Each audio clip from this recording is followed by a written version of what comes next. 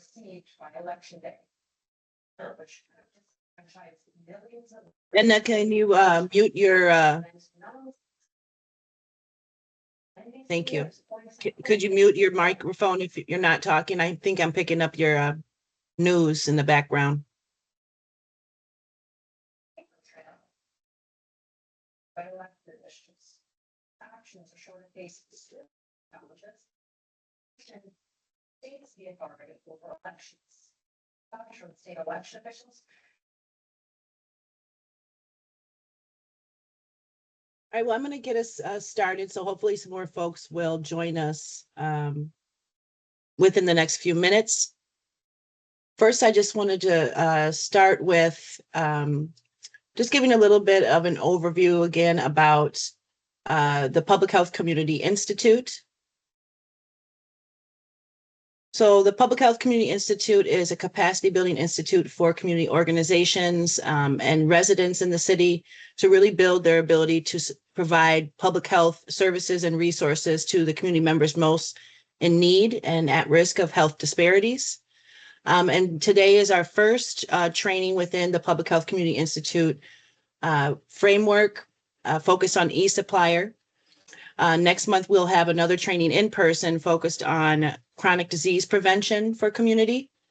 And then in May, we will have a series of 4 core competencies, beginning with Public Health 101 and health equity, moving on to program development, design, and implementation, then moving on to evaluation.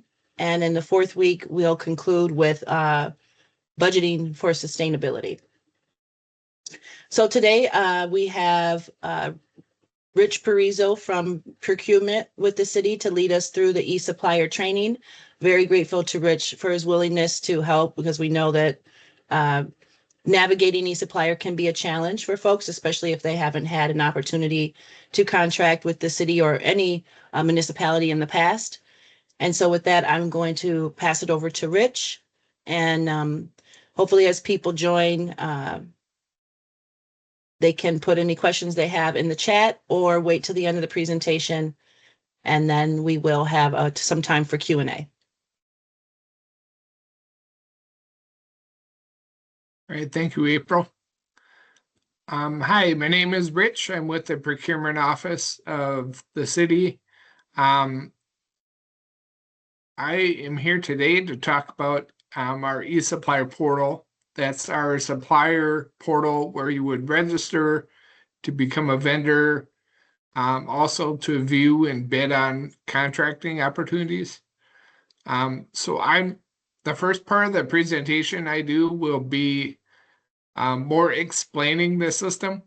And then at the end, I will have a full demo of how to register with the city, talk about our target market program, our small business program, some tips on how to bid for successful bidding. So I'll get right into it here and share my presentation.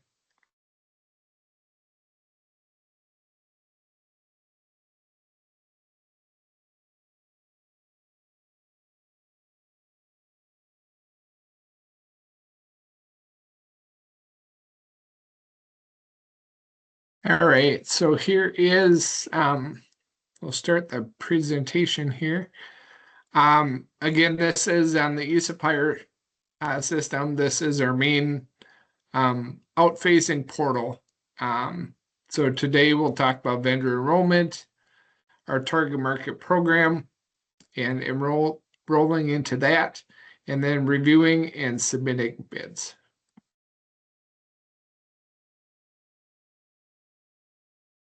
So kind of just to reiterate, here is the agenda, how to register as vendor with the city, how to register for our target market program, and talk about what that is, where to view contracting opportunities, and how you're able to bid, submit bids through the portal, and some tips to be successful when you're bidding. All right. So like I said, the first part, I will be talking through a lot of stuff. It might not make sense at the time here. but I can share this presentation. It is being recorded. So I'm sure the recording will then also be available for you. But this is how to view and submit bids. Your first step is you're going to want to sign. I think I have these out of order. Nope. So you're going to want to sign in to E-supplier with a user ID and password.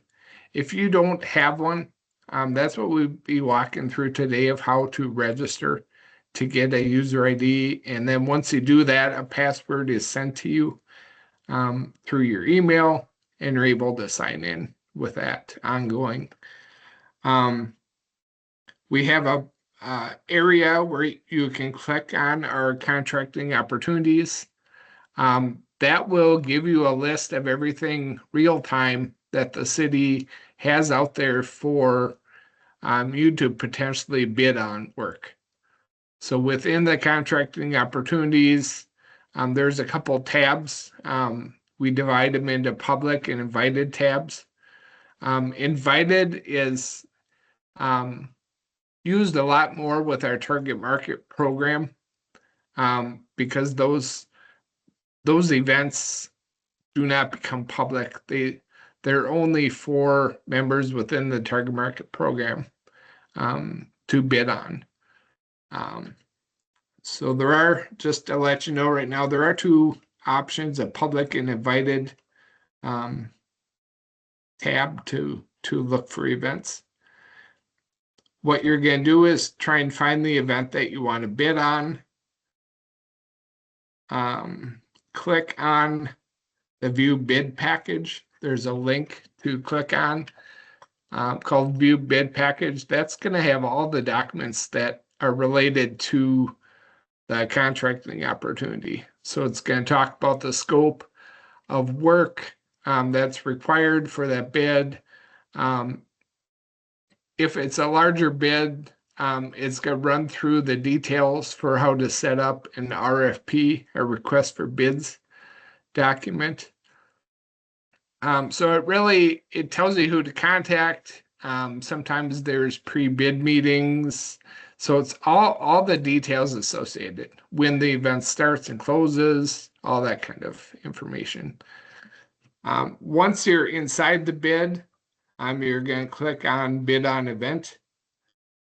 And that opens up a page with questions for you to answer regarding that bid. It's going to talk about entering your contact information in case you're awarded the bid, so we can be in contact with you. Sometimes you have to attach documents. And so there'll be a question where it's saying, please upload your document. So you can do that right there in the portal. And then all the bids have a enter your bid price at the bottom of the bid page. And that's letting us know how much your bid is for, how much you're going to charge us on the work that you're bidding on. So that helps us determine when we're looking to award the event, all that information is looked at. All the questions have to be answered. They are all required questions. It won't let you submit your bid until all of them are there. So, and you'll understand more about that once we get to the actual demo.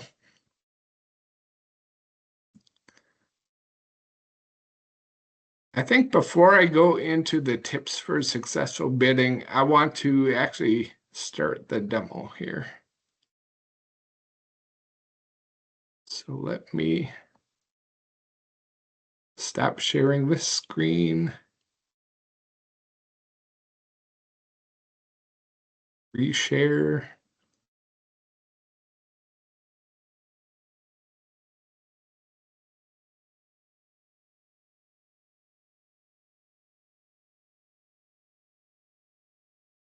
Actually, I'm going to back out a little bit. So how you would get to our portal, the easiest way is to type in our email address, which is minneapolismn.gov. Minneapolis spelled out, then mn.gov. That brings you to our webpage. I found the easiest way to find it is in this what can I help you find box. Just type in E-supplier and hit search.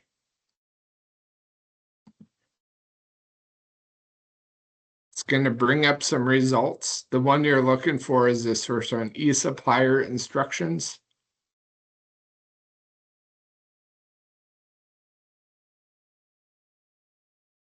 And then sign in details. All these are helpful. They give you some good information.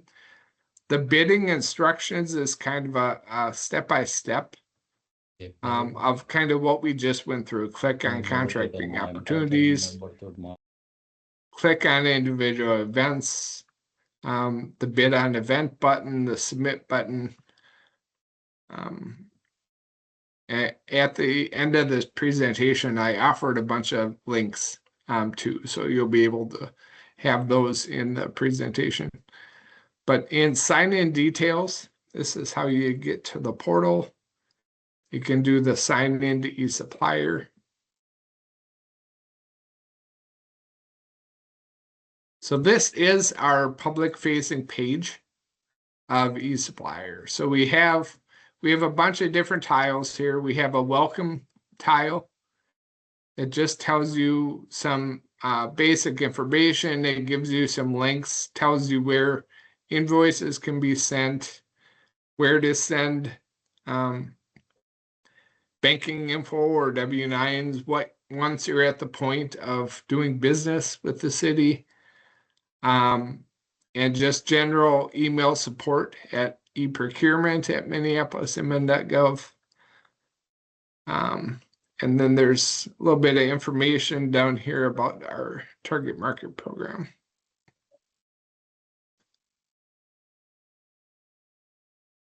You can always click on the home icon to get back to the main screen. Announcements is where every once in a while we have some events, big events that are coming up, just to alert businesses about. Right now we have one talking about the SADBOC event. It's a small business vendor fair, procurement fair, on April 17th. So you might want to look at that if you're interested. You can reset your password if you forgot your password. The bidder payee registration, that is how you register. So if you've never done business with the city before, this is what you're going to want to complete, the bidder payee registration. Sign in is when you already have a user ID and password established already. You would just sign in with those credentials. You can view contracting opportunities, but you have to be signed in to be able to bid on them. So if we went in here, this is what it would look like. There are, and this is only going to show public events. There's 38 rows. Each row is a event in itself. So if you're just scanning through this, you can see there's a bid here for underground utility repair, pool maintenance, just a variety of different bids in here to look at. Sewer line chemicals. So anyone can bid on them as long as you're able to do the work that is detailed out in the scope of services. So if we went into one, I said before about this view bid package. So if I click on this view bid package, here this shows 5 different documents that you can download. They're all PDF documents. You can open them up. The first one is just a basic event details, talks about the event. Call for bids is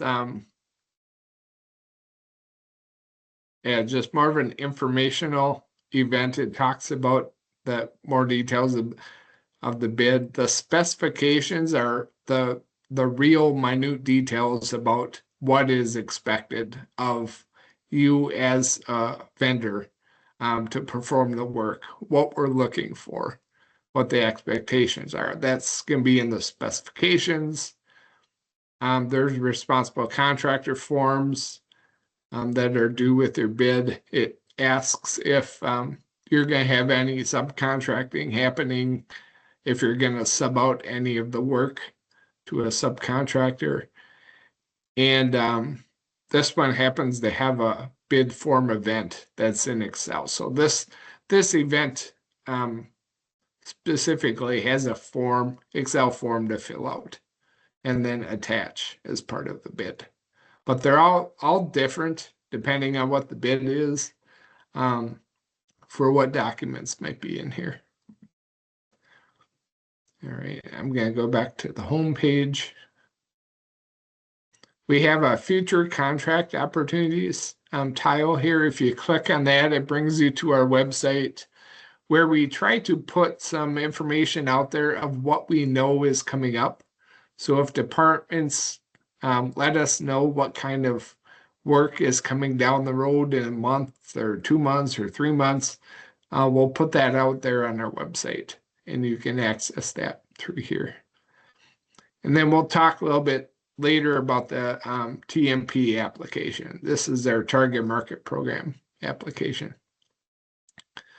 So I think what I want to do first here is show you how to register with the city.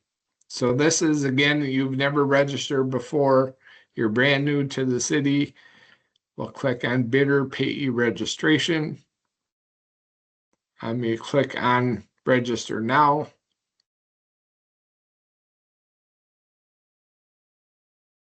First question, it just asks what type of a business you are.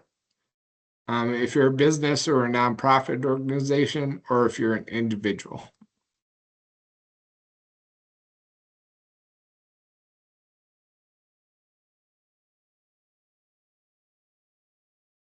And then I'll keep it at business. I'll hit next. And this up here tells you what the next is, what the different sections are that you're going to be completing for the application. So the first thing is it asks for your tax ID number. If you're an individual, it'll be your social security number. So I'm just going to make one up here.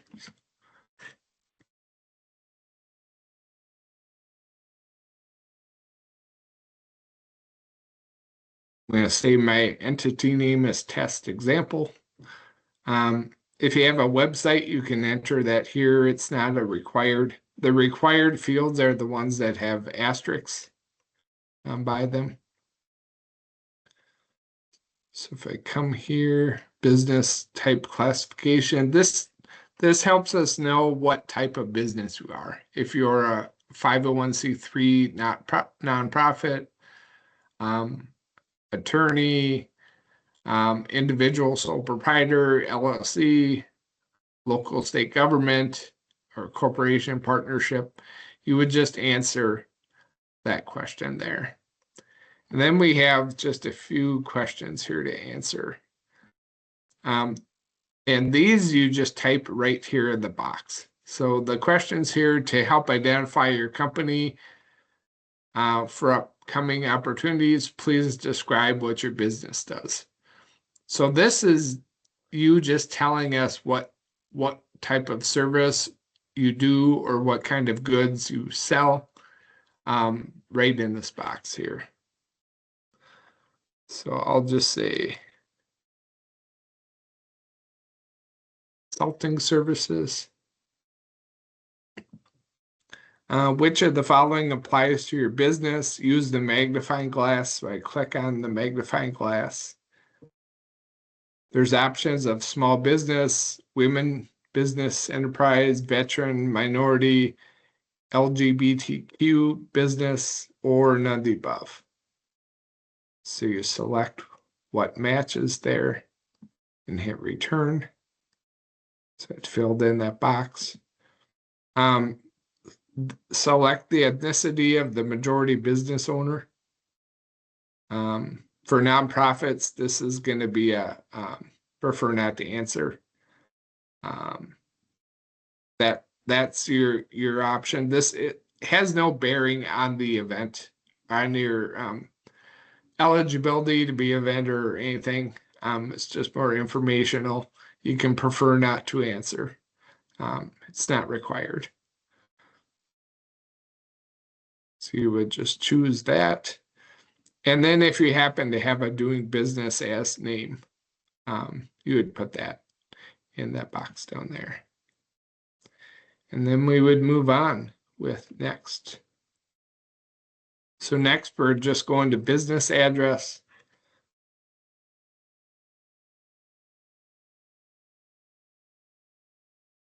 Just gonna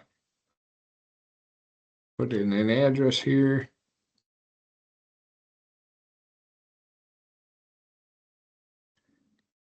And then we do ask for an email address in a few occasions here, and I'll let you know why we do that too in a couple more steps down the line. Just put in my work email here. If you have a separate bill to address, ship to invoice address different from what you gave us, you can enter those as well by clicking on those boxes. Otherwise, we just hit next. We're now on to contacts. It is required to have a contact. So I clicked on add contact. Just gonna put my information in here.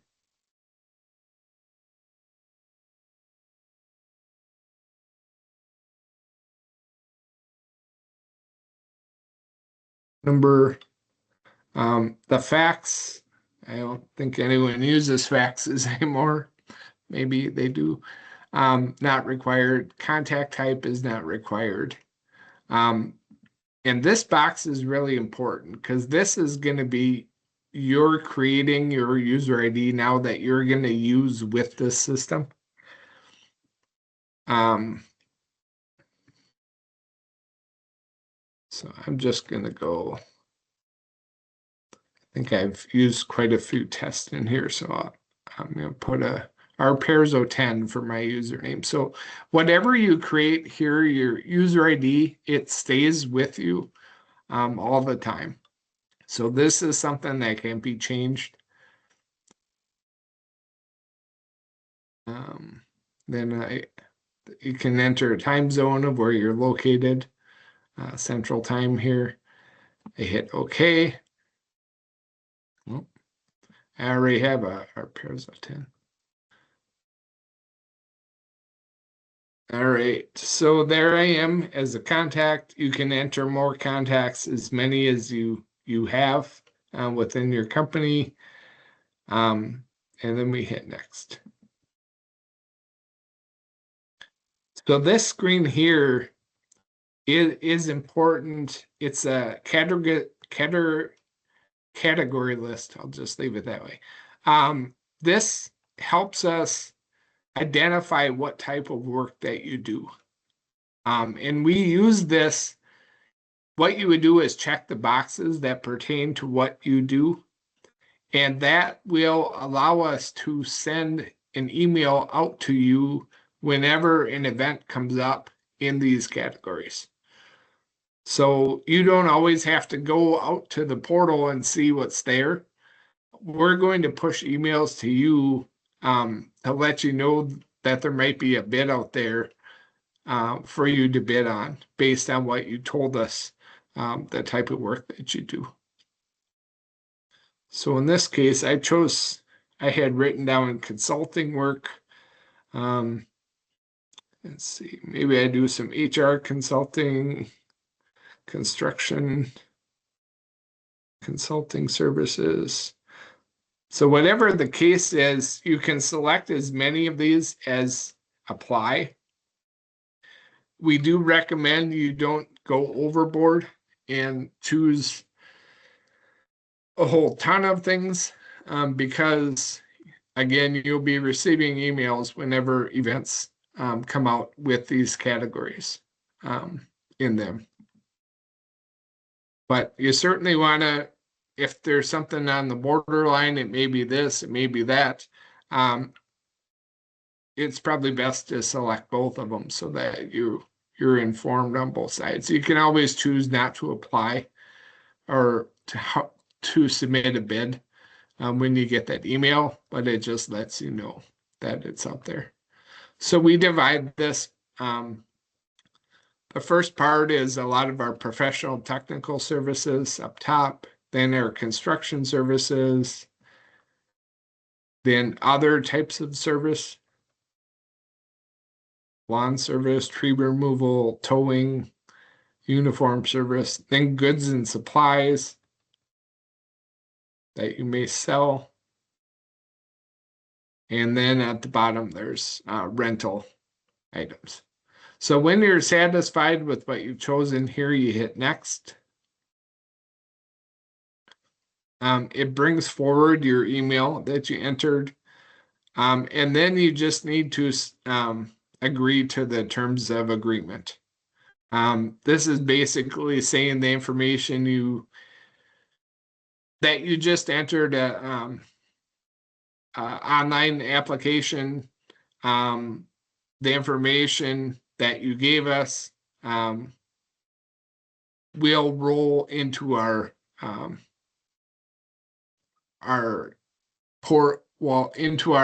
supplier records for you. So you can read through them here. So you would select the terms of agreement and then you would submit. So this is our live system. I maybe should have been in the test system, but what you would do is just submit this application. You can do a review to see all the information you chose on one screen. And then when you're satisfied, just submit. What happens when you submit is you'll receive an email instantly from the city with a temporary password. So I'm going to back out of here. I'm just going to exit this application. Has not been saved. So I'm going to go right back to the home page. So now what I would do with that email that I got with the temporary password, next time I come in here, I go to sign in. And now you just sign in with those credentials, with the user ID and the password, and then sign in. Once you do that, you do have a few more options. Your contracting opportunities, you're going to be able to bid on the event. Let me try something here. Bear with me for a second.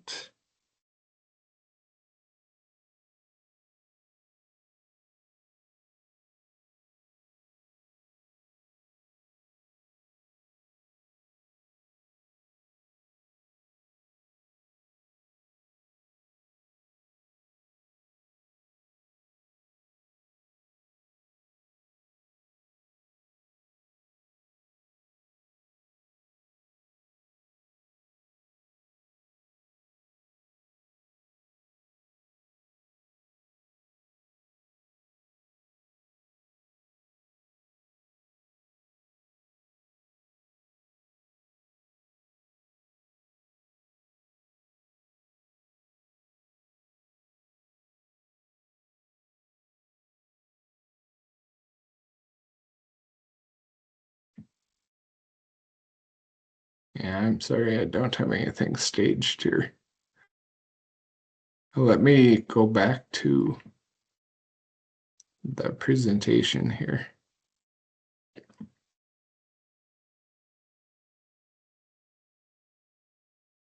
did have a quick question, Rich. Sure.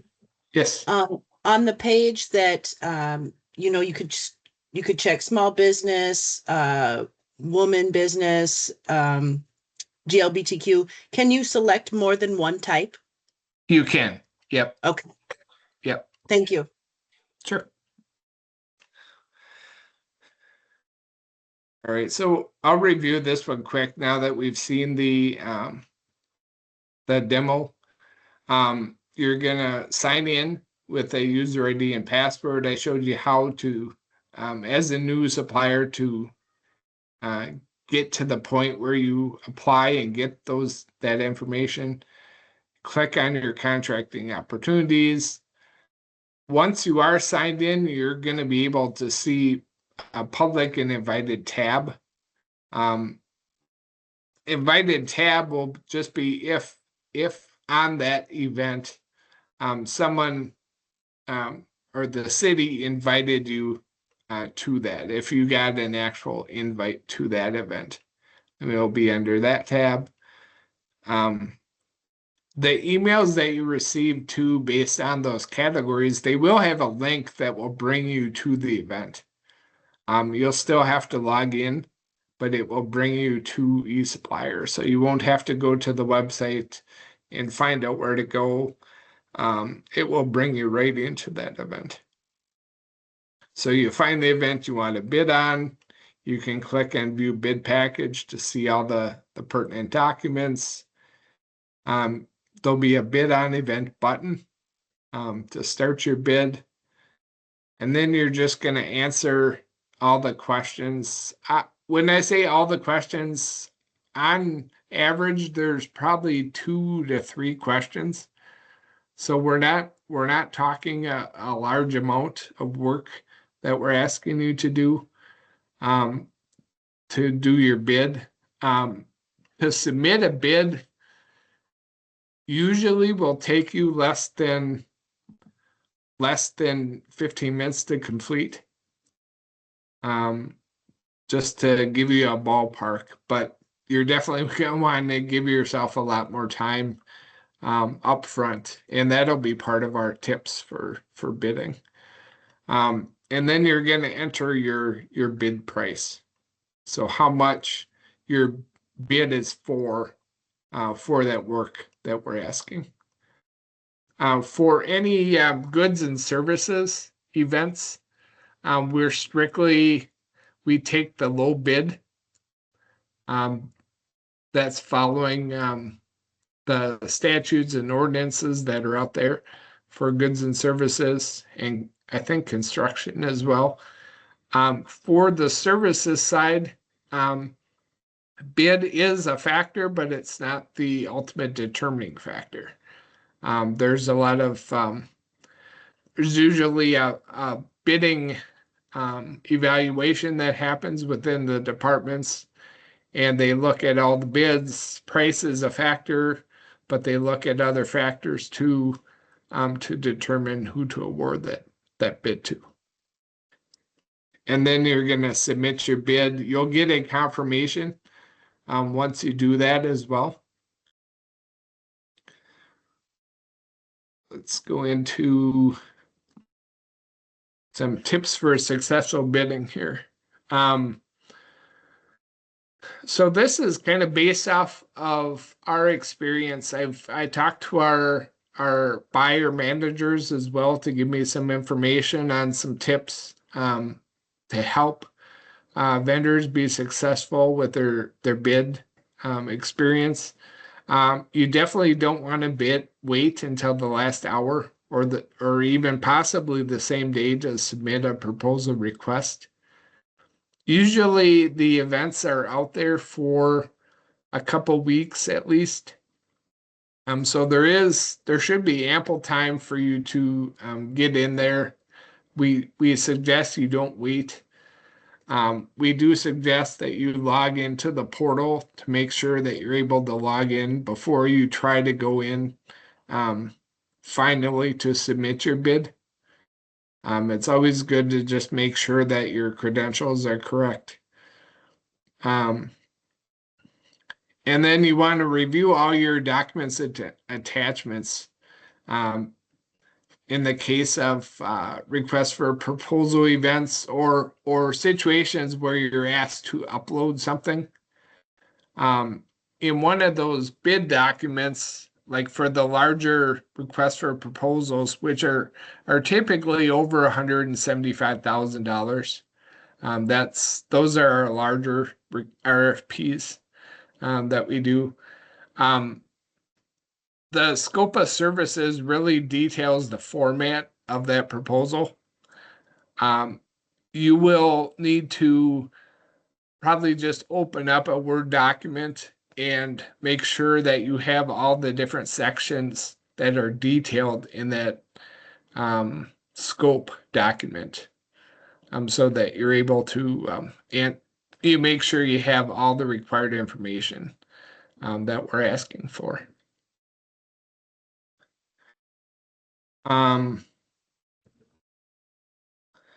Make sure you're attaching the correct document to each slide. So I'm not exactly sure what that one meant. I didn't write that one, so I'll leave it in there. It probably will make sense to you guys. One thing to know with everything being online, we don't accept any late proposals or bids. So once that clock reaches 0, once you go into the event, it'll tell you, it'll have a countdown basically of how long you have left for that event. Once that clock runs out, we cannot accept any more bids. We don't accept any paper bids or emailed bids. Everything has to go through the portal.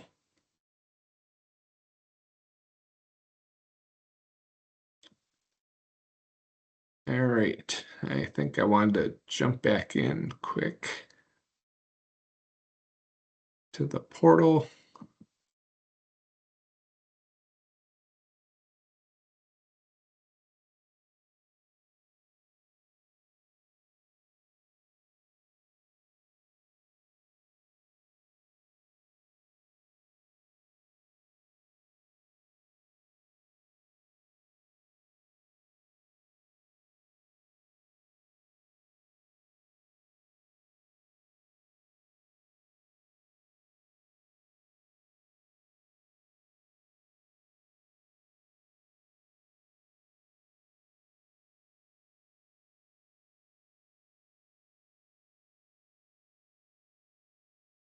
All right, so I want to talk a little bit about the our target market program. So our target market program is the city's small business program. So we developed that to offer more contracting opportunities for our smaller businesses, where they don't have to compete in the same arena as the larger businesses. So how we do that is anything under $175,000. Let me back up a sec. So the way that we work in procurement is we facilitate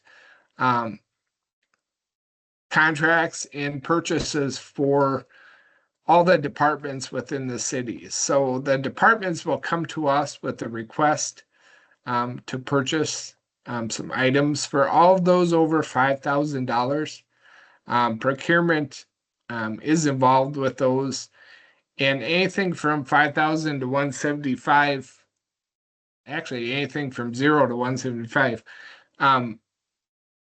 those are all sourced or made an attempt to source to vendors within our small business program. So we really encourage that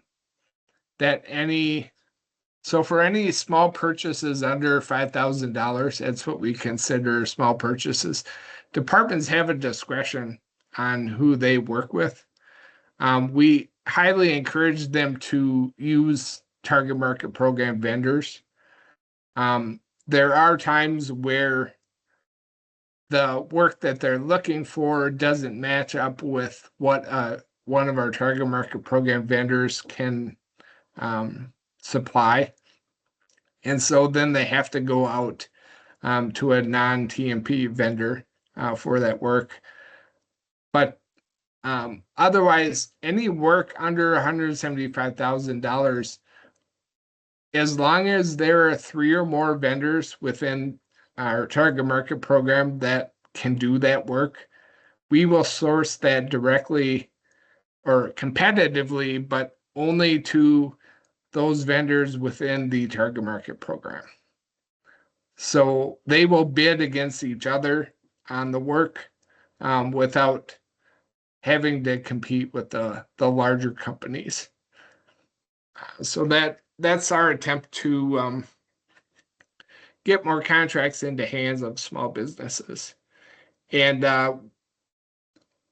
we started the program in 2017, the city did, and it's been very, very successful. I think last year we reached almost $54 million that we spent or awarded to target market program vendors within 2024.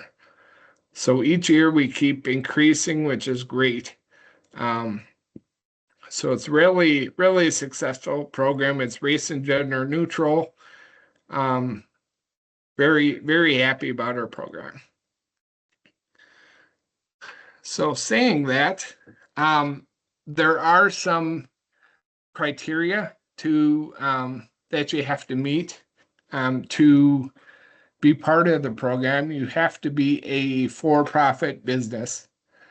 So nonprofits would not be eligible for the program.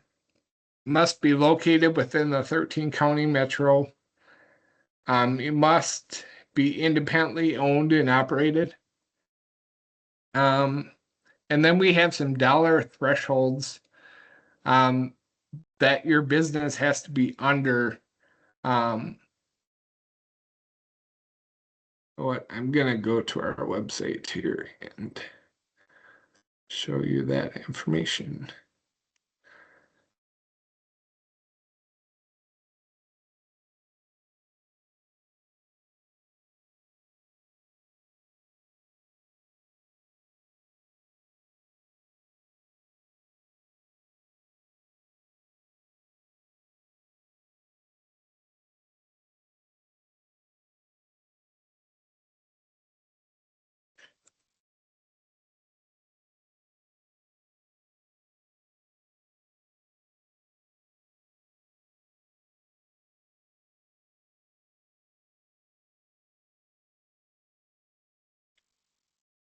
So this is gonna have all the information I just told you about here, but these are the criteria that I was talking about.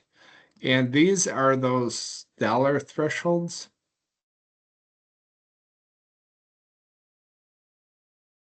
So they're the counties that qualified for 13-county metro. And then these are the average 3-year average gross sales that you have to be at or under to qualify for the program. So this is our attempt to make sure that there's no real large businesses within our program. So we cap each of these by industry: construction, manufacturing, professional, technical, retail, service, and wholesale. They all have different thresholds that we set every 2 years based on we use the CERT database to help us set these thresholds every 2 years. So that's where they are. We just set those for 2025. We have to update this here. So these are the same thresholds that we had in 23. They did not change for 25. So let's get to the application here. So you're going to see a lot of the same information that's being asked of you within the TMP application versus the registration. One thing to know is that if you are not a vendor with the city yet, you don't have to complete the bidder payee. You can, if you're applying for a target market program, because what we do is we will create that account for you from your application data. So that could be a time saver if you haven't done business yet with us. You would just want to complete the TMP application first, and then we'll complete the bidder registration. So I'll go into here. Again, you're going to see a lot of the same questions, kind of in a different format here. We have some links to review the program details of qualifications. You can do a paper enrollment form if that's easier. If you're having trouble doing the registration, you can fill out the paper enrollment form and either send that to us or mail it to us. So we asked about bidder type. So bidder, you can think of bidder as kind of equivalent to a supplier. It's just that in our system, a bidder is a temporary status until you do business with the city, and then you become a permanent supplier. So you would choose your business or nonprofit or individual.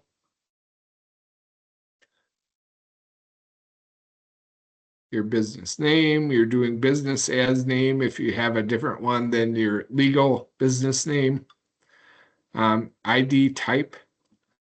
So this is what kind of, are you going to give us your tax ID? Or if you're an individual, you would give us your social security number. So I'll put a number in there.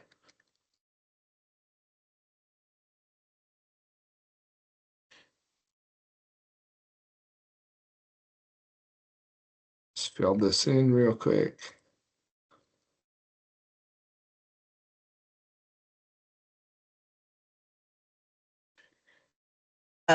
Quick question, Rich. Sure. Yes. I thought you said for the target market program, you can't be a nonprofit. Correct. So why do they have? Yeah, you are correct. Yep. We probably should change this wording to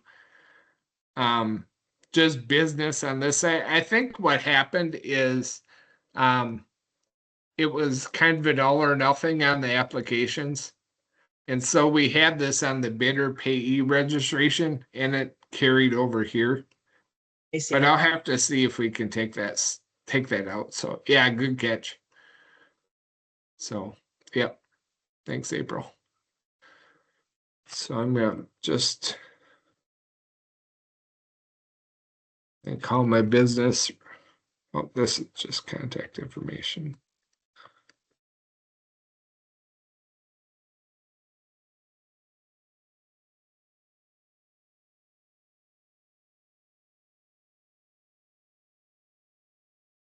All right. And then if you have a preferred business contact that's different from the owner, you can put that information in there and hit next. And here is where we ask a few more questions, because this is how we incorporate the eligibility criteria into the application. So these questions are based around the eligibility criteria, except for this first one here. Help identify your company. Please describe what your business does. So with our target market program, we actually we have a master database that we make public. We don't share like tax ID and that kind of information, but we do share the business names and contact information and these descriptions with our city Minneapolis departments. So they will look at this keyword search in here to help determine if you have or help them determine if you're able to help them in what they're purchasing. So this is a really important field. You want to be pretty specific here as to what kind of consulting service you do, what type of goods you sell. Whatever information you put in here will be seen by departments. So this is where you can stand out and let them know what exactly you do. Next question is, which the following applies to your business? You hit the magnifying glass. Again, you get the small business, women-owned. You can check all of these if they all apply, or none of the above, or a combination of. Hit return, and they do fill up. All of them will appear in this field. Again, the ethnicity of the majority business owner.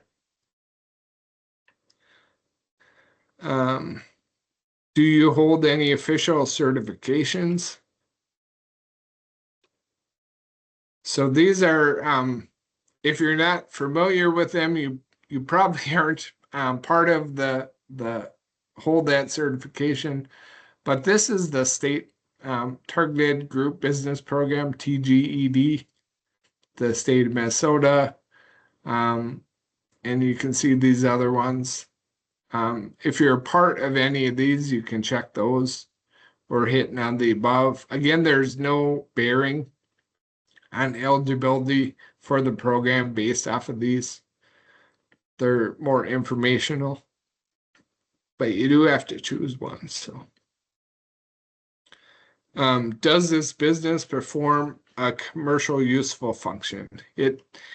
What that question means is, do you do the work yourself?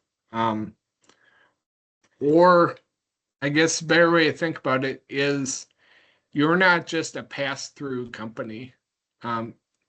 You actually do the services or sell the goods. And that is one eligibility requirement. So if we see yes, then you pass that requirement, that eligibility criteria. Is this a for-profit business? I'm going to answer yes. We ask you to provide your gross sales. It's your 3-year average, the last 3 years of your gross receipts. And that, again, we compare that to those maximum thresholds. So I'm going to just say $50,000 here. In what county are you located? So this goes to the 13 county metro. Are you independently owned and operated? That's one of the criteria. And these are informational. Are you a current employee of the city of Minneapolis or any of its boards or commissions? I guess technically I would say I am. And then select the number of current employees that you have. So we give kind of ranges here. Just select that, and then we hit next. So that's going to be probably the biggest part of this application. And then this screen is the same as the one on the registration we did before. So you choose all these categories. Again, they would, by selecting these boxes, you're going to get, if an event comes up in those categories, you'll get an email about that event. So I'll just click a few here. Health services. And we give some descriptions here. If you ever have problem knowing which categories to use, you can always contact myself or anyone within procurement. They're able to help you. And you go down to the end here, you're going to want to hit next. And again, there's just a couple boxes, or agreeing to the terms of agreement, and then affirming that the information you gave us is true and correct to the best of your knowledge. So you have to select both of those. Once you do, the submit button will appear. You'll submit your application. And then what happens is it goes to our target market program coordinator, Bill Schultz. He will get this information. It appears right away for him. He checks it a few times a day, and he'll process through. He'll look to see if you're eligible for the program. And depending on what he sees, he'll send out an email. It's usually no more than 2 days from when you apply. You'll get an email from Bill. If you do initially qualify for the program, if everything he sees looks like you qualify, he will send you an affidavit form, and that's just for you to self-certify that the information you gave us is correct. We keep those on record. And then from there, once you complete that affidavit, then you're technically approved and in the program. You can start bidding on events. You're eligible for those target market program specific events, the ones under 175,000. You'd become eligible to bid on those where you're only competing against other TMP vendors and not the larger public, and hopefully getting more opportunities for you to work. Let me see if just a few things in the presentation here.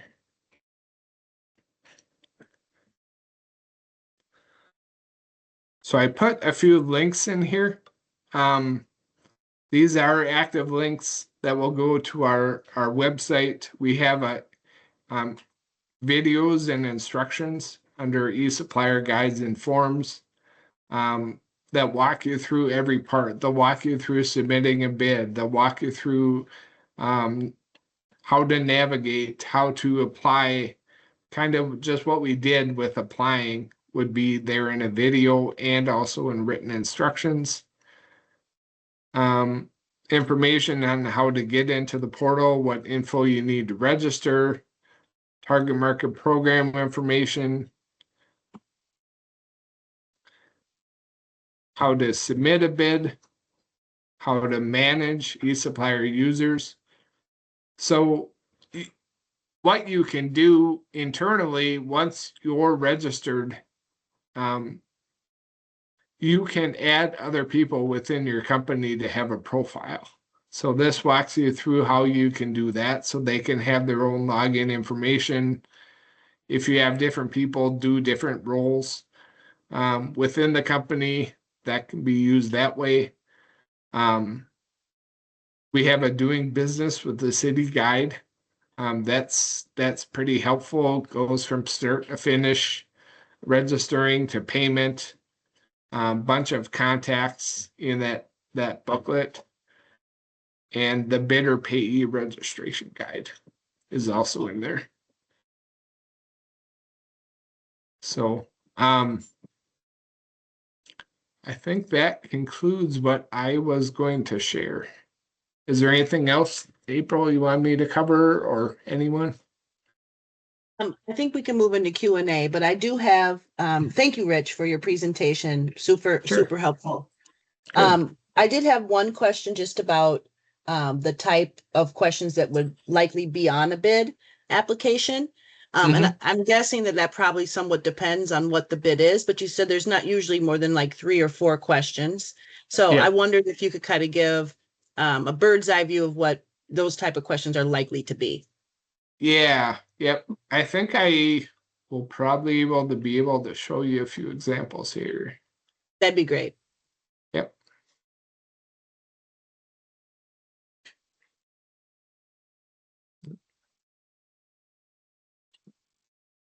See if I share the right thing here.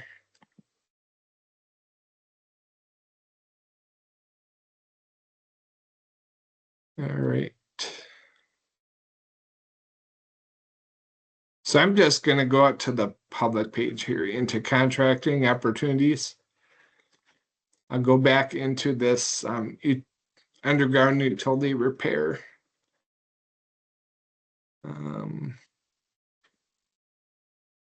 I don't think I can see it there. All right, I think what I will do,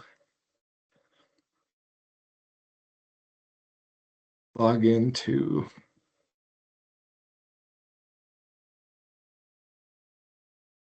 my account here and go in this way.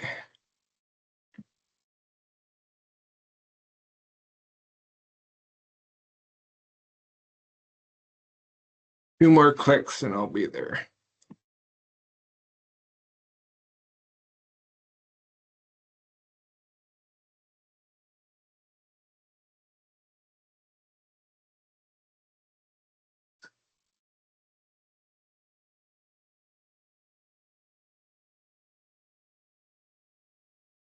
All right, so this is just a view from our side internally. So I'm just going to go into a couple random ones here.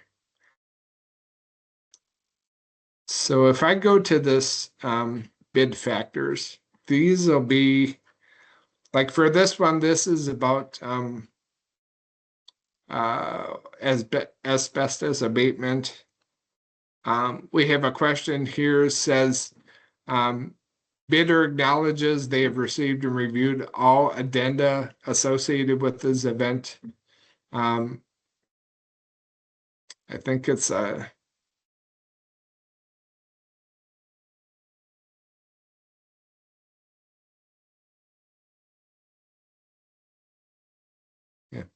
I think this is kind of confusing one, but I think it's just a yes or no.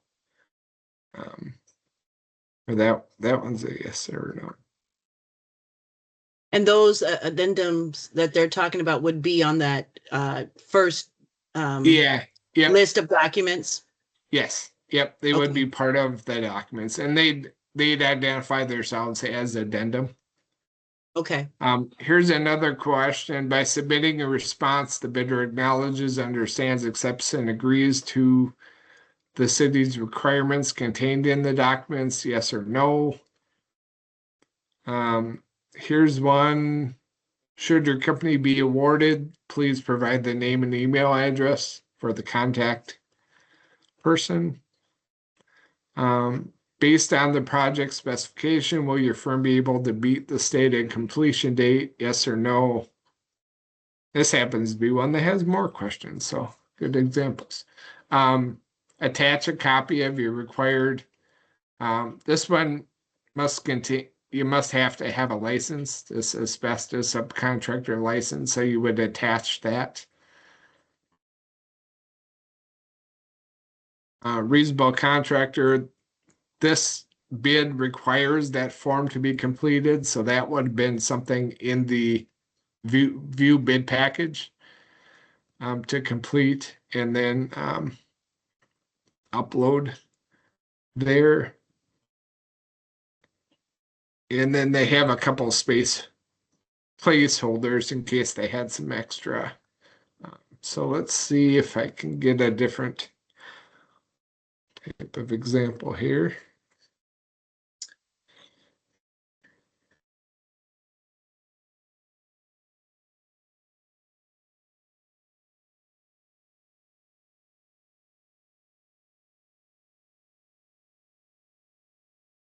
All right, so I have one here that's a IT enterprise payment platform. I look at the questions here. Again, the contact info, that's going to be in every one. In case you're awarded, you need to know who to contact. Do you agree with the terms and conditions? Yes or no? Upload your RFP response. So as outlined, it tells you where the document is or what what documents you're looking for. The proposal format is what you want to design your RFP around. So this only had 3 questions. Mhm. And then, just back up 1 second.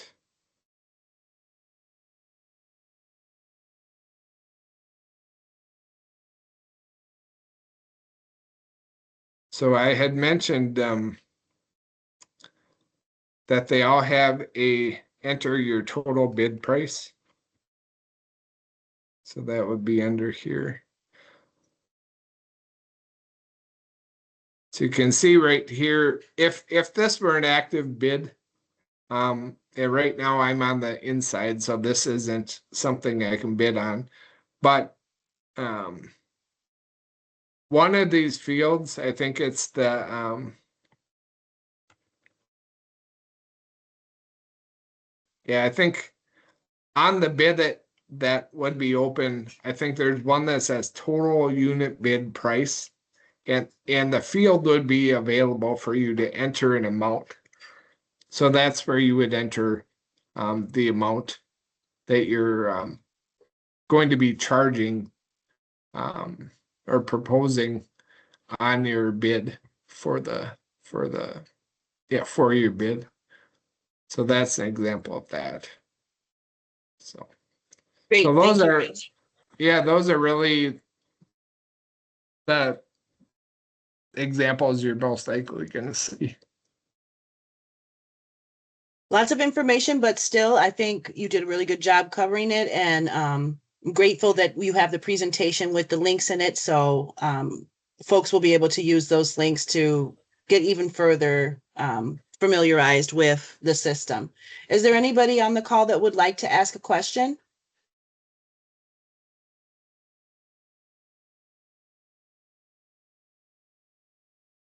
If not, I'm going to actually put in the chat a link to the next Public Health Community Institute training that we have. This is registration for that training coming up in April. I mentioned at the beginning of the call. I'm also going to post a link for our email list.